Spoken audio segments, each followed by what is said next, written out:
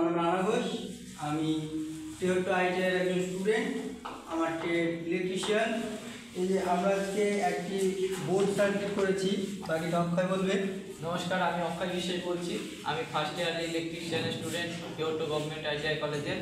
আমরা যে ইলেকট্রিক বোর্ডটি করেছি সেটা হচ্ছে এইটা, যেটা হচ্ছে এদিক দিয়ে ইনপুট ঢুকছে আর এটা দিয়ে বেরোবে। ফেজ ইনপুট আছে, ইনপুটটা ঢুকছে আর এটা দিয়ে আউটপুট বেরোচ্ছে। আর এই যে সেই সুইচটা,